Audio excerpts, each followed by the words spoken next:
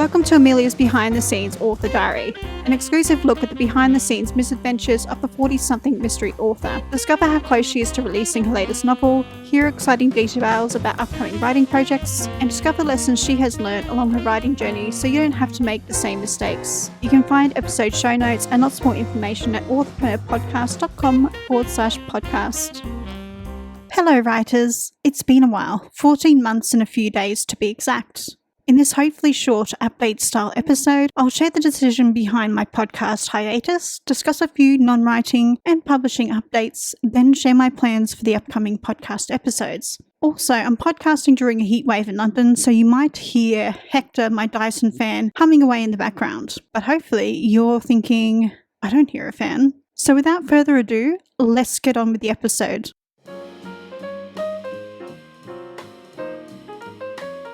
If you're interested in the transcript or would like links to anything that I've mentioned in the show, check out the very long blog post or edited transcript at authorpreneurpodcast.com/BTS058. And if you're new to this podcast, I want to say a huge thank you for stopping by and trying out my show. To those of you who have been faithfully listening, thank you for regularly listening in and supporting me. Your support means more to me than you know.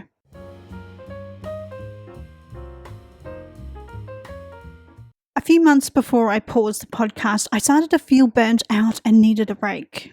Other creators popped up using the same podcast and in the same niche as me. This is a problem for audience discovery, and for some reasons, some people don't think of this. Also, what is happening is because I've been around longer than these other people, Google thinks that their podcast is my podcast. They think it's just more of my content. So, do you know how AI groups together information says, because if you Google me, their stuff is included with mine, and this is obviously a branding problem for me as well.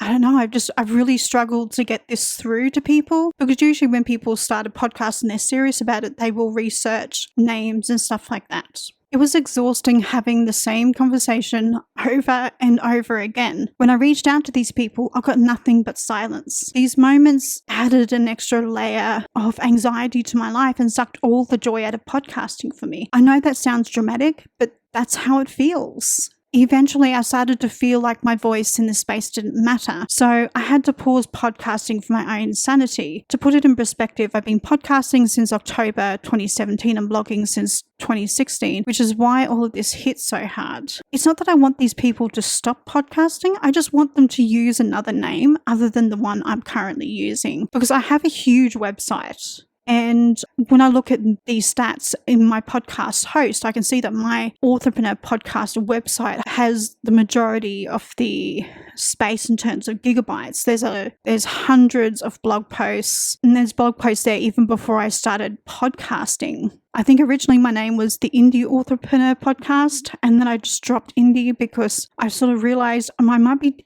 alienating a portion of my audience who might actually want to traditionally publish, so I dropped that. I know I podcast sporadically, but when someone has an established sort of podcast, you really shouldn't use their podcast name, because your audience is going to struggle to find you, especially if they were there first. I don't understand why this happens, but it does. And it seems to be only in the podcast niche, and they don't treat it, not that I'm making money from podcasting, but they don't treat it like a business, in the sense they don't check that there's someone in the same sort of niche with the same name like you would when you start a business, because that's good business sense. But for some reason, this doesn't happen with podcasting. So if you do dream of starting your own podcast, please check that the name that you're using has already been used, and don't just use AI as a search engine. Actually go to Google and pay attention before you go to the trouble of recording episodes, because there's a lot that goes into recording podcast episodes. It's a lot of work, and rebranding is a lot of work. When I rebranded from the Indie Authorpreneur Podcast to just the Authorpreneur Podcast, I think I had to go through and change the intro of the first, I think it was 30 episodes, and it was a lot of work going into, at the time I was with Blueberry, and re-uploading those episodes with the new intro and outro. And yeah, basically it was a lot of work. So I understand what I'm asking for when I say, please stop using my name. I know what that rebrand will look like, but I'll get off my soapbox and move on.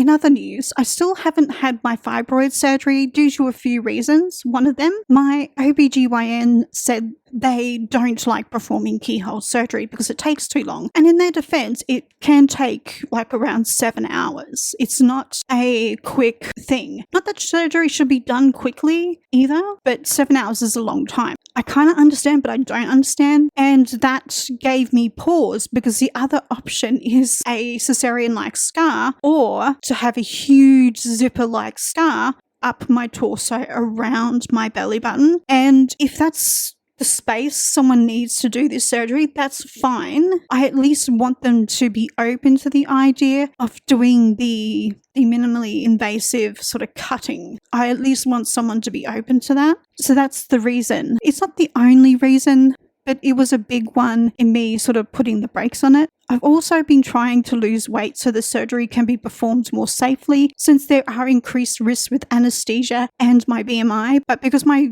uterus has gotten bigger because of the fibroids, it's hard to get my body down into that safe BMI category. So in short, I'm trying to make the best choice for myself. And there was a while where I was hoping that if I changed my diet, that it might have some type of effect, but it hasn't. On top of that, I was recently put back on thyroid medication. Around my birthday, I realized I needed to resume treatment for Hashimoto's thyroiditis. My neck swelled up overnight, and I'd been feeling exhausted for quite a long time. Initially, I put the tiredness down to perimenopause, and I sort of thought, because it is a symptom of perimenopause, so it wasn't like I was purposefully dismissing it and just avoiding going back to the doctor. Back to the swelling. The swelling restricted the movement of my neck, and it didn't go down for a few days. Since restarting the meds, the swelling in my neck has gone down and I've got the movement back, but my thyroid gland itself is still, I think the term they use for it is goitered, but I think that's just a fancy word for swelling.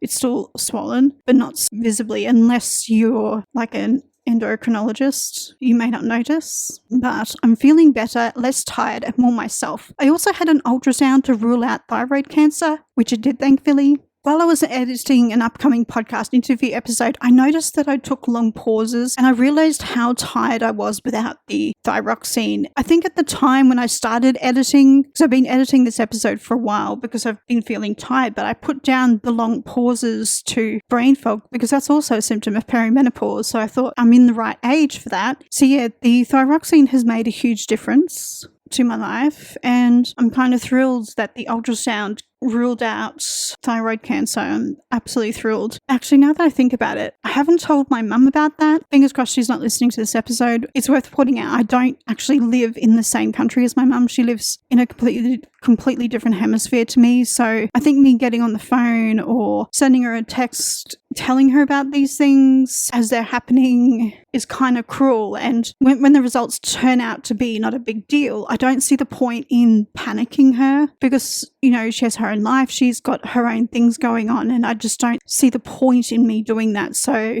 obviously if I did have cancer, I would tell her, but because it obviously wasn't, and it's just like a swollen thyroid, it's not really a big deal. I'm under medical care and, you know, I have doctors watching me. So that sounds creepy, doesn't it? So I have doctors monitoring this. So that's why I'm not worried. But that's my justification for keeping my mother out the loop, just in case you're wondering. I mean, you can't tell it all. I've got eldest child syndrome.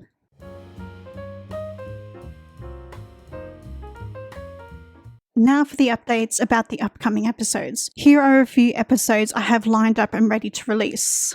A behind-the-scenes author diary episode where I share my writing and self-publishing updates. I'm filming this one next. An interview with Douglas Vigliati about his book, Aristotle for Novelists. This one's quite long, so I might release it in 2 parts.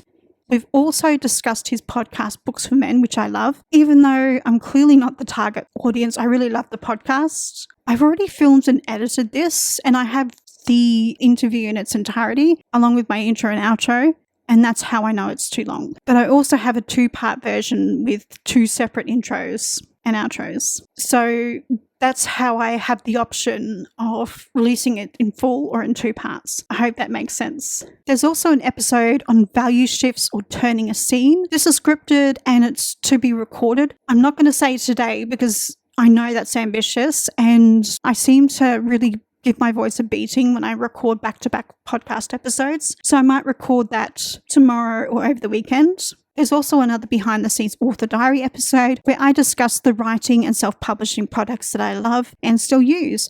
I will also talk about the products I no longer use and why. This is, again, it's scripted, it's ready to go. I've got all the links ready and I need to record it, but I'm not going to record all of these today. I'll do it tomorrow or the day after, if that makes sense.